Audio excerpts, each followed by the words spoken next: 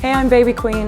Hi, I'm Katie Beza. Hey, this is Ram McMullen. Hi guys, Lara here. Hey, I'm Jim from Koala. Hi, I'm Astrides. And you are listening to Léim Thart. And you're listening to Léim Thart. And you're listening to Léim Thart. It's out now. I really hope you enjoy it. So enjoy.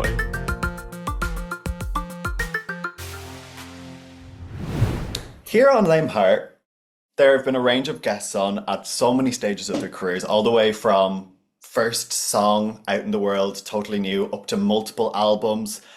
But I think the guest today has probably had the longest impact of fingerprints on the industry with her songs, and comes from Dublin, which I'm just delighted by. Welcome, RuthAnne, to Léim Thart. Thank you. Thanks for having me. So delighted to have you on with a brand new album and a brand new book. And Yes. like the headlines are just staggering, which I hope you never get tired of hearing because you're hearing them again now. There are nominations for the Grammy, which I can see behind you there. There's the Brit nomination. There's hundreds of millions of streams as an artist and over 10, 12 billion streams as a songwriter. Yeah. And it's great to have an example like that from Ireland, a country where, yes, we're known for like being poets and stuff, but I suppose being a songwriter in the very present era and songs that are, I suppose, very mainstream popular. And I've been aware of you for quite some time because the first time I heard of you as someone who like lives for the song and knowing who the songwriter is and the craft, I remember it flagged in my head about 20 years ago, you were on ice on The Den when I was about 10 years old. I was. Playing piano, and they talked about how you won the 2FM songwriting competition. Yeah. I won that when I was 17. Yeah, how mad. That's a blast from the past. Yeah. I love that you remember that. Yeah, I've been doing it a long time. This is a long time I've been doing it in this industry for a long time.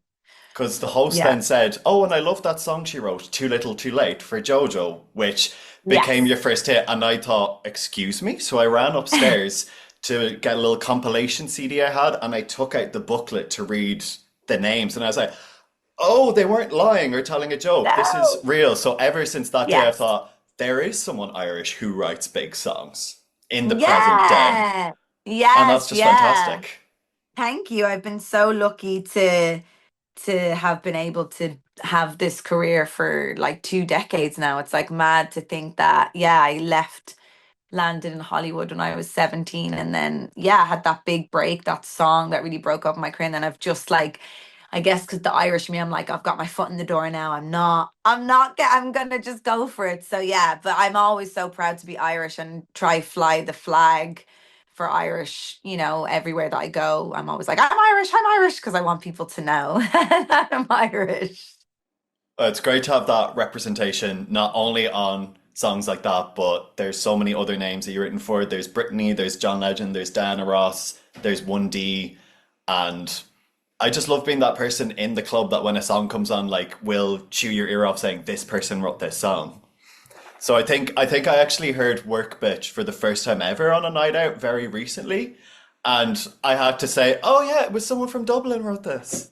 I love that. I actually love that as well because I've been in so many different scenarios where like I'll be in a like a workout class, or I'll be on a waiting, when you're on the phone waiting, and one of the songs that I've written, or I'll be in a taxi, and I love when my songs come on in places and people don't know that I've written them, and I'm just looking around seeing everybody sing them, or like anywhere that I am. It's the best feeling to kind of be like, I wrote this and no one has any idea here.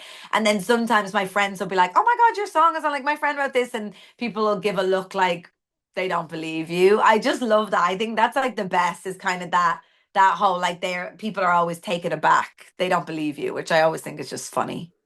That's like the most humble thing ever, because like everyone's there screaming it and you're just there like, yeah, that was me. I'm over here. That was me. Yeah, it's the best feeling ever and especially because when you're somewhere, especially when I'm in different countries, and you hear a song that you've written on the radio or in a club, or there was one time there was girls playing it on a phone in a hotel lobby, and I was like, oh my God, I was like, that's one of my songs. Like it's crazy how far the music I've written has traveled, that I almost forget sometimes. And then I'm like, oh my God, like people over here know this song. Like it's mad, but it's amazing. What's the weirdest place you've heard it or heard someone singing it or anything?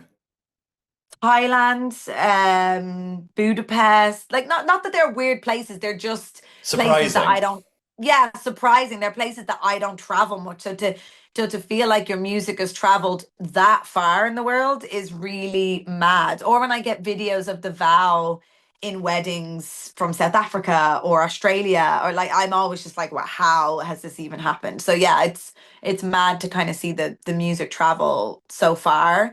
Especially being just from Donamead, like just that always is just like mad.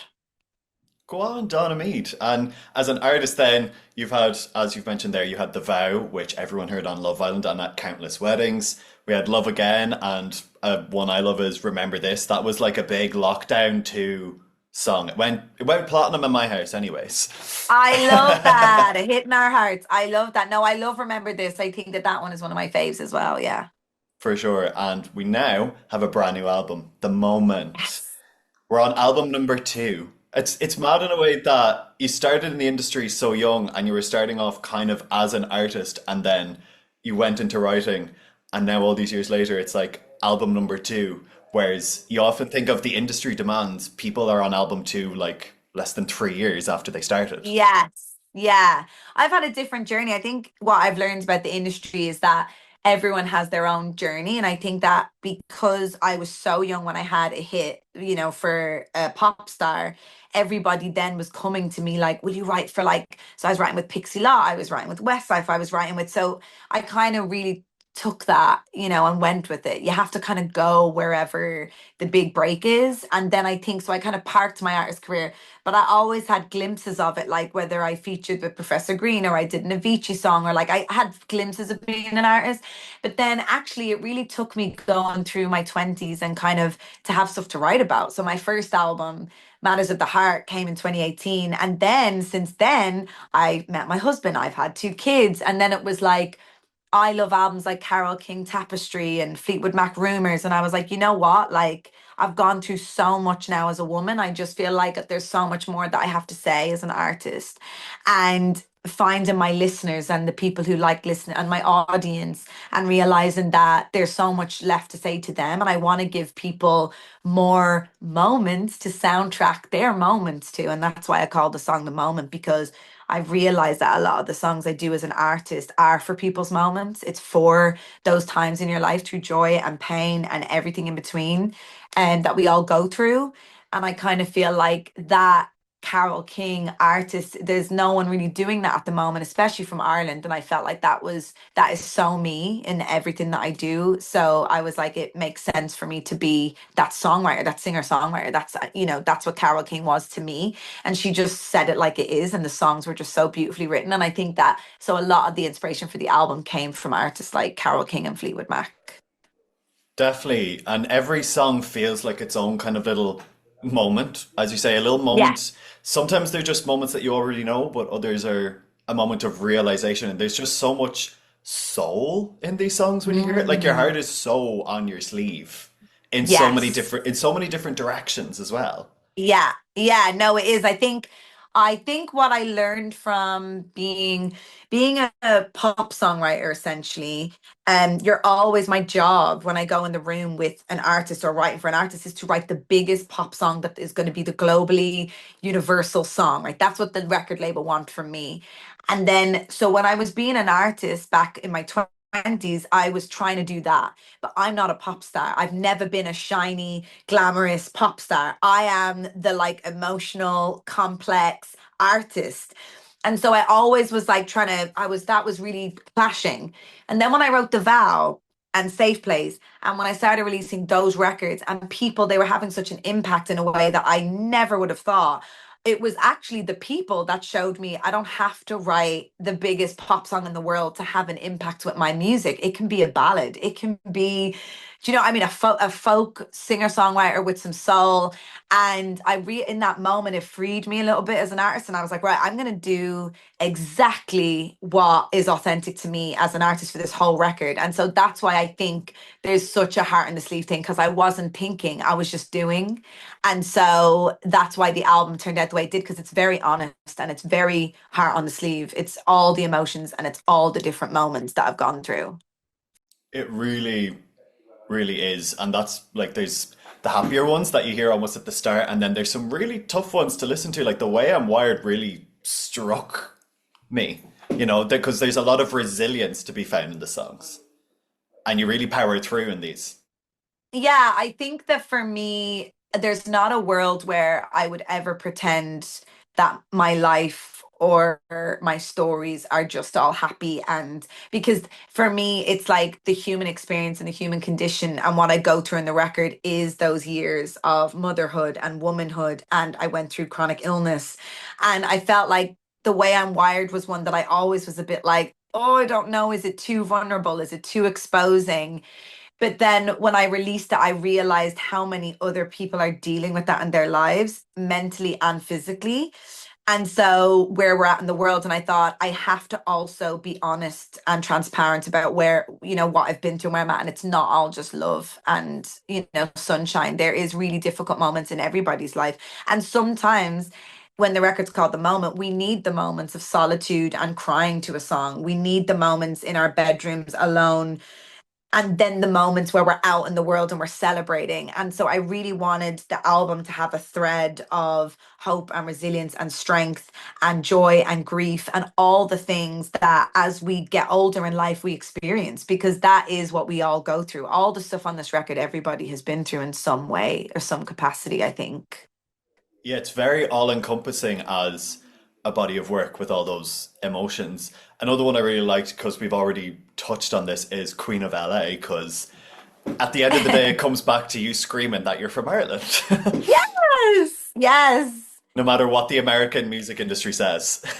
Yeah, I've shot the video in Ireland as well. That one was a really important one for the album, because there's not a lot of times that I speak about, like, it felt very autobiographical in a way of like my journey, especially with now the book. I actually feel like that song came from me writing the book, because obviously when I was writing the book, I was writing a lot about me going to LA as a young Irish girl, where I'm from, and then ultimately me leaving LA and coming back. And I think that that song really, like, to me, like ties the record up as well as just having that bit of, you know, story in it. And also, you know, what women go through, what I've been through in the industry as a woman in music, what women go through in general. And so I felt like it was just an important one to have on the album. I'm really glad you like that one. Yeah, and it really ties in nicely with the book, which I am so excited for. I'm very happy to have had a cheeky preview read, and I can't wait to finish it off as we go through the guides that you've given from all of your years in the industry. I was really excited when you announced it, but then not only that I saw you were writing so many different tips and advice, but that you've collaborated with all these other songwriters. Like, I was sold when I saw Amy Allen and Emily Warren were involved. Yeah. So I was like, all of them in the one book? Yeah, I mean, honestly, I knew that doing the book, it's not an autobiography. That was the main thing. Is I think when you say you're writing a book, people think, oh, it's about you and your career. And I'm like, no, that's when I'm like 80, I'll do the memoir, you know, the memoir. This was really more, I get so many people coming to me asking me, how do I do this? How do I get into this? How did you do this? And I thought, well, here you go. Here's the Bible of songwriting. And I think there's a lot of books out there about how to write a song, but there's not a lot of books about how to actually navigate the music industry from someone who's actually has the bird's eye experience of navigating it every day for the past 20 years. And also, I knew when I was writing it, there's no way that this can just be my perspective. I'm going to interview like friends and colleagues that I've written with, and all the people that I interviewed, I've worked with and know personally, and they've all had huge successful careers. And I learned so much through working with them that I wanted to interview them to pass on their insights and their perspective So I think one thing about the book that I'm really proud of is that it's not just my perspective. It's all the most successful people in the industry today. It's all their perspectives and their wisdom. And so I really think that it's a music education workbook that you can work through. There's case studies, there's a playlist that you can listen to while I'm talking about the song. So you really can dig in. And it's the type of book that, because as creatives, we're a bit, we're not the easiest to get to focus. So you can literally dig into whatever chapter that day you want to know about. You don't have to read it from start to finish. It's one of them books that you can just keep referring back to.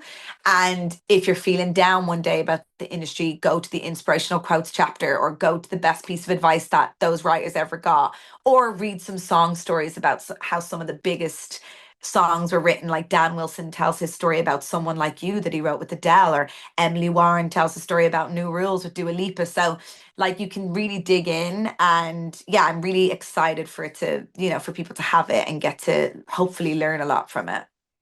Yeah, it really covers everything, not just writing the song, but getting yourself back when you have a bit of a block, what a producer is, management, Yes. Yeah. contracts, royalties. Because even as someone who lives for this shit, pardon my language, I struggle to say it in plain language at times. So I don't even know how you guys deal with all of this. How the Right. money flows, everything like that. Whoo, that's another story. And But that's the thing. It's like there's a lot of creatives that I've worked with for years, and I say to them, are you registered for this? Do you know the revenue? Do you know the avenues where the revenues come in? And the education is so missing in that regard of like, and who wants to have to get a very like, chunky, undigestible legal jargon document to read through? This is like digestible, the most important things to know, what to be registered for, where the money comes from, what royalties are. Because sometimes we just, in the industry as creatives, we want to stay in a creative bubble. But these days in 2025, you've got to empower yourself with the knowledge, because otherwise you're just going to be taken advantage of. And I see way too many creatives who signed bad deals, didn't know what they were signing, saw a check, took the check, and didn't know that they weren't going to see another check for years. So it's really important. Those chapters are very important as well. They're like not as fun as some of the more creative chapters, but they're really easy to digest, hopefully. Because I always, whenever I would get a contract, I would say to my lawyer, dumb it down for me, give it to me in bottom line digestible chunks. So I'm hoping that it'll be digestible for people and for people to understand, and empower yourself with the knowledge, because that way no one will take advantage of you. You'll sign great deals and you won't make some of the mistakes that I made. Like I want people to be even more successful than I've been. for sure. What did you make of the new UK rule from the major labels for songwriters getting a £75 per DM in writing sessions? Because I know lots of writers have been calling for this for years, and Ray has been using like the Brit Awards and the Ivor Novello Awards to call for this. And it seems like obviously it could be better, but there's finally something set in stone. Yeah, I think it's sign of change and the right foot forward.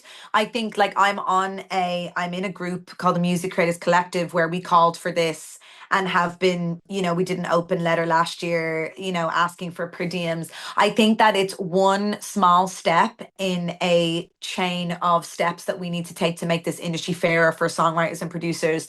I think that with AI coming in, I talk about the future of AI in the book and everything. There's lots of protections and lots of ways that we're going to need to show the value of songwriters and value our songwriters. So I'm hoping that this is one good step in a list of more, because £75, £50 a day is just scratching the surface of how we need to value our songwriters and our creatives.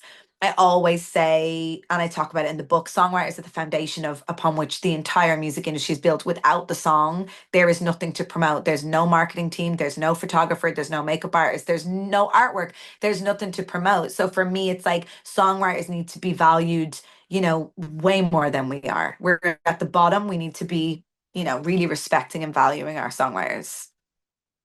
Definitely couldn't have said it better myself at all. So yeah, the book, it's not just a song, and the album, The Moment. You also have two gigs coming up. The Sugar Club in Dublin, 15th of October, 194 Yes. in London, 23rd of October. Go get your tickets for Yes. that. Go get your book, Yeah. go get your CD or your vinyl. It's going to be a RuthAnne autumn. Thank you so much for coming on to Léim Thart to tell me about all this. Yeah, thank you so much for having me. And yeah, support your local artists because, guys, I'm telling you right now, the market is not, it's tough. You've even got Cardi B out there in her boot with her vinyls.